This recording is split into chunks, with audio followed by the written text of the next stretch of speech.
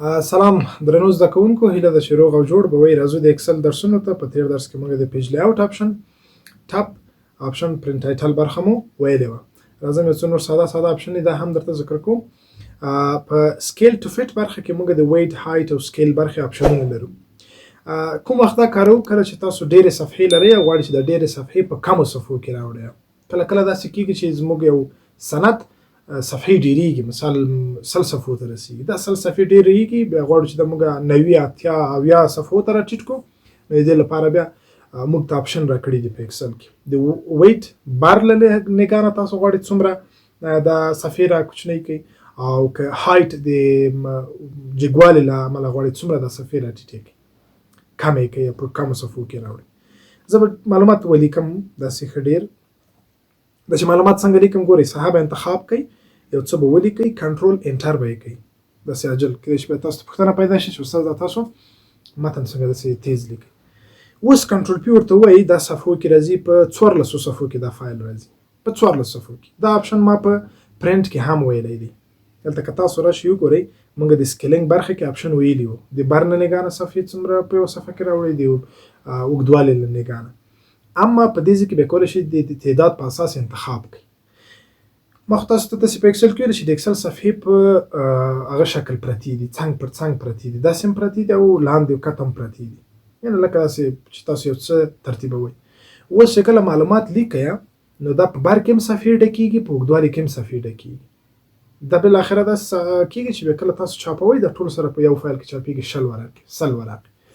اوس زه دا چاپوم 14 ورقې دی، خو زه غواړم چې د بر له نګاه نه دا په یوه صفحه کې راځي پر ځای کړم. ښه ورته ګورئ، زه به یو بل کار وکړم. زه به تاسو ته د A4 صفحه وښیم. له دغه A نه نیولې تر J پورې زه به دا داسې تر دې ځای پورې، دا چې دا یوه A4 صفحه زه را پیدا کړم، دغه ځای پورې معلومات به ولیکم، کنټرول انټر. اوس ورته وګورئ، ما په یوه صفحه کې معلومات ولیکل، هغه چوکاټ یې ما ته معلوم دی، خو که معمولي زه له دغه خط نه دېخوا واوړم د دویمه صفحه کې حسابېږي. اوس کېدای شي زما جدول ډېر وي، د معلومات مې ډېر وي، نو یو کالم زه د بلې صفحې ته هم واوښتم، معلومات ډېر شو، یو کالم واوښتم، خو کله چې کنټرول پی ورته وایم دا په 2 صفحو کې راغی، یو خط په 2مه صفحه کې راغلی، نو ټول په اوله صفحه کې. دغسې حالتو کې بیا زه غواړم چې دا ټول په یوه صفحه کې راوړم، ځکه ضرورت نشته یو خط په بله صفحه کې چاپ شي. هم له دې ځای نه تاسو ګټه اخیستی شئ، او هم له دې ځای نه چې راشئ ویټ برخې ته، دلته ورته وایي چې ما ته مثال څو صفحې په یوه صفحه کې راوړه، څو صفحې په یوه صفحه کې راوړي. کنټرول پی چې ورته ووایم، اوس ورته وګورئ زما دغه معلومات ټول په یوه صفحه کې ځای پر ځای شو، خو د څه شي له نګاه نه، د بر له نګاه نه چې څومره صفحې ډېرېږي. که چیرې دا کار په عمودي شکل کېږي، مثال معلومات تاسو نه په عمودي شکل ښکته ډېرېږي او بیا غواړئ چې دا په یوه صفحه کې راوړئ، د دې لپاره بیا هایټ ته تاسو راځئ، هایټ ته راځئ، ورته وایئ چې څو صفحې په یوه صفحه کې راشي. ګورئ یوه صفحه ځای په ځای که په یوه هغه کې 2 صفحې 3 صفحې حتی تر 9 صفحو پورې تاسو کولی شئ، مثلا څو صفحې په 9 صفحو کې، څو صفحې په 8 صفحو کې، داسې هدف معنا یې دی، دا به وټاکئ. چې کله کنټرول پی ورته وایئ ستاسو ټول معلومات په یوه صفحه کې چاپېږي. خو ګورئ که زه دا آپشن همدا اوس بیرته اتوماتیک ته چینج کړم، دا هم اتوماتیک ته چینج کړم، اوس که ورته وګورم څو صفحې دی، 2 صفحې دی، ما 2 صفحې په یوه صفحه کې چاپ کړل. او بل مهم آپشن لاندې د سکیل دی چې تاسو د متن په کوم اندازه غواړئ چاپ. یو ګورئ متن اندازه زیاتوئ، د کنټرول انتخابوم، راځم د هم ټاپ له دې ځای نه د متن سایز تاسو غټوئ، دې ځای نه هم کېږي سایز غټ کړه، د تقریبا 3 صفحو ته لاړئ. اما د داسې موږ یو بل آپشن هم لرو چې سکیل د فایل څنګه کوو، کموو. سکیل څنګه کموئ؟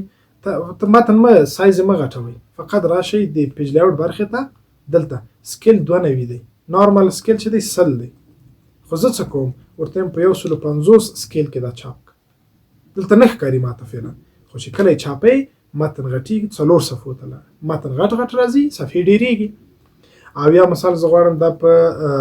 لږ په ډېر کم 300 سکیل کې چاپ کړه، اوس ورته وګورئ څومره غټ 14 صفحو ته لاړ، زموږ یوه صفحه 14 صفحو ته لاړ،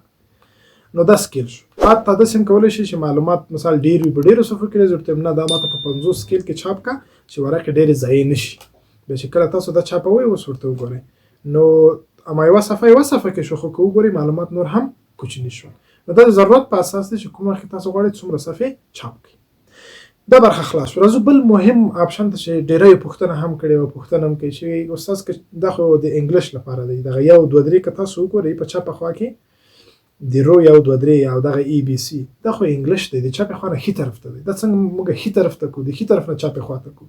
زه پښتو جدولونه لیکم نو دا غواړم ښي طرف ته راشي نو ښه خبره همدغه ده چې په پیج لیاوټ کې تاسو ته آپشن درکوي د شیټ رایټ ټو لیفټ په دې به کلیک وکړئ مکمل به ستاسو شیټونه هغه ډایرکشن د ښي طرف نه ښي طرف ته واوړي د ښي طرف نه چپې خوا ته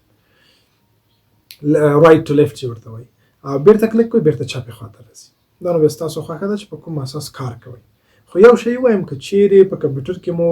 د انګلیش نه پرته نورې ژبې نه وي پښتو دري هېڅ ژبه نه وي فقط انګلیش وي نو تاسو ته د آپشن نه راځي مخې ته دا آپشن داسې نه ورکېږي نو که چیرې کوم وخت تاسو په افس کې په اکسل کې دا آپشن نه و نو تاسو تشویش مه کوئ فقط لاړ شئ د انګلیش نه بغیر یو بله ژبه اضافه کوئ پښتو دري دا آپشن خپله پیدا کېږي بیا راځو ګریډ لاین د ګریډ لاین ښکاره کړي تاسو ته وګورئ شاته بیکګراوند دغه ګرافونه وو ښکاره یې کړي ښکاره یې نه کړي او یا هم نه وای ښکاره شي پرنټ چاپ کې راشي چاپ کې رانه شي اوس زما فعاله کنټرول پی چاپ کې راغله او که دا غیر فعاله کړم له چاپ نه ووت هیډینګ ته چې راشي هیډینګ دغه ای بي سي ته وایي دغه یو دوه درې ته وایي ښکاري هو چې غیر فعاله کړم نورې نه ښکاري ښکاره دي شي خو پرنټ چاپ کې دې هم راشي چې کله کنټرول پی ورته وایي هم په چاپ کې راځي او هم دلته ښکاره کېږي دا ستاسو خوښ دوه آپشن د ویو لپاره دي د ښودلو لپاره او دوه یې دي پرنټ لپاره دي دې خوا ته څنګه چې موږ د ارینج په نامه آپشن لرو دا ما په شپ کې په عکسونو کې تشریح ورکړې وه په ورډ کې هم تشریح ورکړې وه تاسو کولی شئ د ورډ درسونو تصور ښکاره کړئ په اکسل کې مو هم د انزرټ په ټاب کې په شپ او پکچر کې په دې اړه خبرې کړې دي نو ضرورت نشته چې بیا دلته موږ پرې خبرې وکړو نو دا و د پیج لیاوټ ټاب او تر دې ځایه زموږ درس راتلونکي درس کې بیا موږ فرمولا ټاب ته ورځو فرمولې دي چې فرمولې بیا هم زه په دې درس کې نه کاروم چې ټولې فرمولې کار کوم یعنې هغه آپشن یې وایو فرمولې بیا موږ د دغه اکسل په آخرو کې فرمولې لرو چې اکسل تر ټولو مهم بیا هماغه فرمولې یعنې 50% تاسو دغه د اکسل ټګونه زده کوئ 50% بیا فرمولې دي چې تاسو اکسل کولی شئ بیا ښه زده کړئ نو ډېر مهم اړین درس دی انشاءالله هغه په راتلونکو ویډیو کې تاسو ته ثبتوم